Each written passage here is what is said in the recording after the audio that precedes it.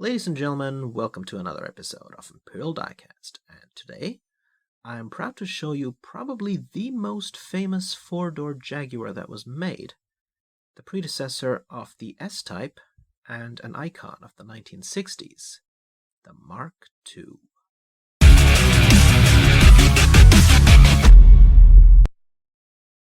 The slogan of Jaguar is Grace, Space, and Pace, and surprisingly, this, at first glance, bulky saloon encapsulates all three.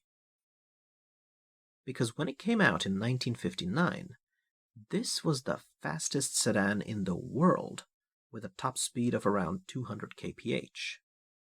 Which means it was not only a luxury car, but also gained a reputation as a getaway car for British gangsters in the 1960s.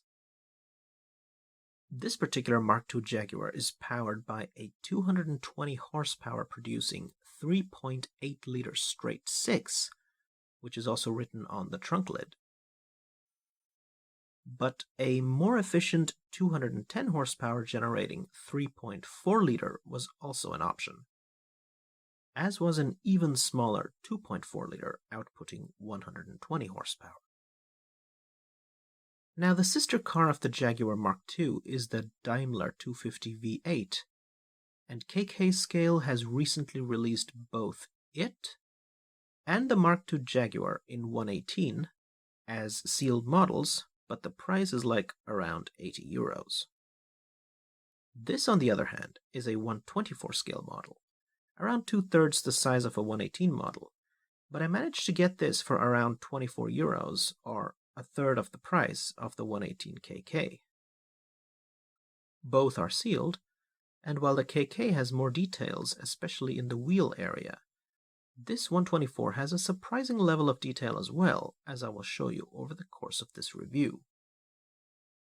Maisto also made a 118 model of the Jaguar Mark II like 30 years ago, and it's a fully opening model and cheaper than the sealed KK, but it's got pegs on the headlights, its build quality is not that good, and the windows don't have any glass in them. So I decided to get this instead. But the main reason why I went with this is because of the color. I really wanted a dark blue Mark II, and I couldn't find one made by any of the other companies. Around 5 years ago, WhiteBox had initially released this in a burgundy red, wine red, and while it had caught my eye back in the day, the dark blue really sold it for me. So let's take a closer look. Taking a look at the front of the 124 scale WhiteBox Jaguar Mark II. First of all, what I absolutely love on this 124 model is that it's got the hood ornament, a miniature chrome Jaguar, the Leaper, and it sits right above the Jaguar logo, also known as the Growler. There's even some writing around it. It's supposed to say Jaguar at the top and 3.8-liter at the bottom, which in turn sits atop this beautiful Rolls-Royce style waterfall grille, and unlike on the Maisto where the grille was just all chrome, here on the 124 WhiteBox the gaps in between are more emphasized and black. Notice how the front bumper is curved in the middle so it doesn't block the bottom of the front grille. Some of the Mark II Jags had bonnet louvers, but this one doesn't. And now let's take a closer look at the headlights. First of all, there's no pegs in the center. Secondly, all four headlights have lenses. On the Maisto Jaguar Mark II, only the two main ones had lamp covers, while the lower two were just sort of concave chrome pieces with a grille texture on them. In fact, this change had also happened on the real car when the Mark II was downgraded in the final 2 years of its production, 1967 to 1969, and those fog lamps were replaced by circular vents. And the car sold only with a 2.4-liter or 3.4-liter engine and was renamed as the Jaguar 240 or 340, respectively. So they were, in fact, represented accurately on the Maisto, but then you'd have to call the Maisto a Jaguar 240 or 340, and not a Jaguar Mark II. So yeah, this was corrected on the red Bburago re-release. But I'm glad that all 4 headlamps are on this white box from the beginning itself. You'll also notice that the indicator lights have chrome bezels, while on the Maisto Mark II they were just a separate orange plastic piece. But on the Bburago re-release they did add in the silver trim. The model doesn't have any side view mirrors, but neither does the 118. We also get a front license plate here that you don't get on the Bburago. Here at the side of the Jag, you'll notice the beautiful chrome trim line that starts behind the front grille, follows the bonnet line, and then travels all the way back to the rear bumper. This trim is missing on the 118 Bburago/Maisto, and I think it adds a lot to the overall elegance of the car.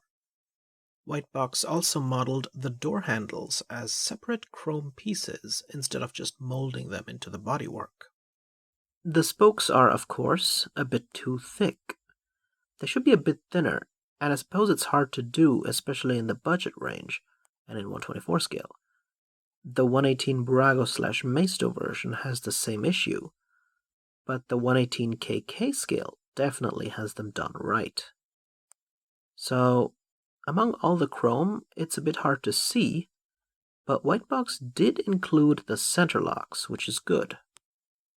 And behind the spoked wheels, I don't know if you can see it, but it's got brake discs, which were unheard of on sedans from the 1960s. There's even a warning label placed in the middle of the chrome rear bumper, which says "Warning brake discs," so you wouldn't tailgate it, because it could brake so efficiently. But if you could read that, you were too close anyway. You'll also notice the rear wheels are partially obscured not by fender skirts like 1940s American cars had, but by rear guards, as they're called. And here's a look at the back of the 1/24 scale WhiteBox Jaguar Mark II. And you can see the back is also detailed. We've got a black rear license plate saying Mark II. This is shaped like a square, while the front one was a rectangle. And underneath, the trunk lock is painted in silver, while on the Bburago/Maisto, it is just a body-colored bump. The taillights are done pretty well. You can see they have the beautiful chrome surround. They are separate pieces, both the main taillight and the rear indicator. And yes, they do have pegs, but it's not that bothersome, I think. So, it looks pretty good. I really like the detail of the chrome trim piece above the rear license plate. It almost feels like they've even modeled the lamp that illuminates the rear license plate. But on the 118 Bburago/Maisto, it's actually a separate plastic piece representing the light, while here it's just part of the chrome surround. And now let's take a look at the interior. Okay, so it's actually hard to see any details on the dashboard aside from the speedometer and rev meter behind the steering wheel, and even the floor pedals are black, so what I'll do is I'll turn on the flash so you can see that the auxiliary gauges in the center are unfortunately just outlined and don't have any dials like the main gauges behind the steering wheel. But then the bigger 118 Bburago Maisto has the same issue. We have a radio, as I don't think cassette players existed in the 1960s. Underneath you can see the 4-speed gearbox. And over here we have the glove box. Now taking a look at the rest of the interior, let me turn off the flash first. You can see that the door cards have the window cranks and door handles modeled into them, but they are unpainted. I wanted to take the car apart and paint them in silver, but after removing the undercarriage I found out the cabin is soldered onto the bodywork, and I didn't feel like breaking the soldering joints, so I put the undercarriage back on and went ahead with the review. Also, as you can see, there's no headliner, unfortunately. This is where WhiteBox cheaped out. At least we have the rearview mirror. The rear bench seat does have some nice details on it, though. Transmission tunnel. And the seat backs have the kind of pins that you see on airplanes, which unlock the tables. I wonder if that's their purpose here. Anyway.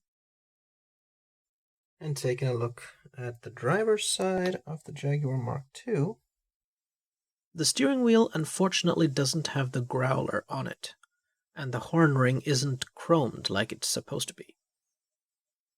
But the main gauges are there, and the beige interior looks nice.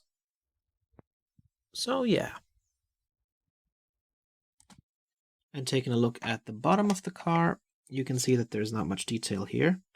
The exhaust system is just unpainted except for the last part here, where you can see the two exhaust pipes, if I can focus this there. Then of course we have the spare wheel here, 8 spokes, but other than that, it just says 124 Jaguar Mark II up here. There you go. So yeah, a little bit of detail here as well. So I hope you guys liked my review of the 124 scale WhiteBox Jaguar Mark II. I think it's an iconic car, and a lot of people have the 118 Maisto in their collection, so I was thinking maybe I should get the dark blue one to see how it'll look like compared to all those, and I really like the looks of this. Unfortunately nothing opens, but it's still a good model. Take care everyone, have a wonderful day. This is Imperial Diecast, signing out.